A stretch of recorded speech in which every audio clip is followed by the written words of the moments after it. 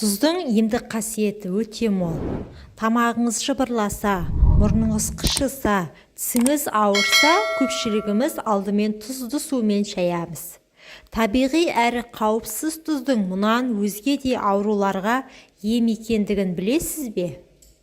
Шлакты кетіреді. Сіздің ағзаңыз бірнеше жылдан бері улы заттар мен шлакқа толған. Мұны жоққа шығара алмайсыз. Бірақ құтылудың жолдары бар. Соның бірі тұзды су. Ішекті тазарту үшін тұзды су ішесіз. Емді жүргізуге 1 литр су мен 1 ас қасық тұз қажет.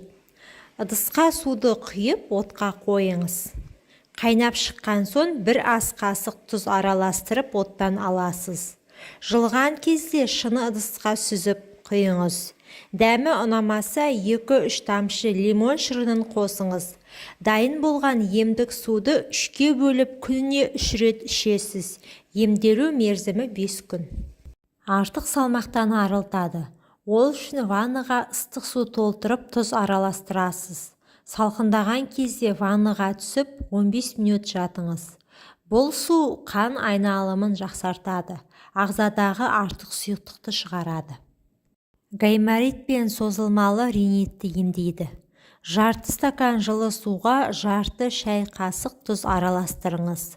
Тұз еріген соң сүзіп алып, күніне 2-3 рет 2 тамшыдан мұрныңызға тамызасыз. Тұзды су мұрынның шырышты қабығының қабынуын емдейді. Тыныс жолдарындағы бактерияны өлтіріп, инфекциямен күреседі. Сонымен қатар мұрыннан аққан суды тоқтатады. Тыныс жолдары мен өкпені тазалайды.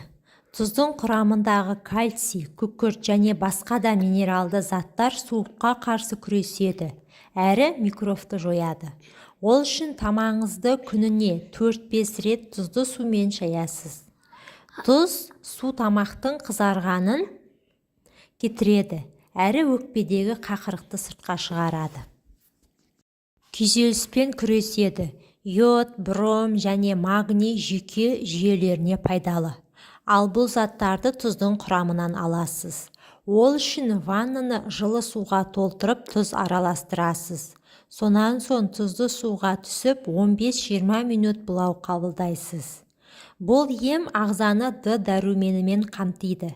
Тері тесіктерін тазартады, әрі ағзаңызды сергітеді. Тері ауруларынан айықтырады. Терідегі жараның ең тиімді әрі сенімді емі тұзды су.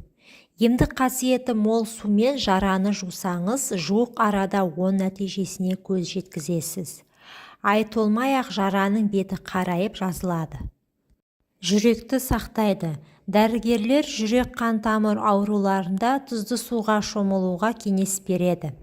Өйткені су жүрек бұлшық еттері мен тамырларын шынықтырады, әрі белсенді жұмыс істеуге септігін тигізеді. Жүректі аурудан қорғау үшін құрамы калий элементтеріне бай тұз сумен шомылыңыз. Қызыл иектің қанауын тоқтатады. Тісіңіз ауырып, қызыл иек қанап бастаса, тез арада тұзды сумен шайыңыз. Ол тісті аурудан, қызыл иекті қабынудан сақтайды. Ал құрамындағы кальций тіс элементін қатайтады. Тіс шегісін қақтан тазалайды.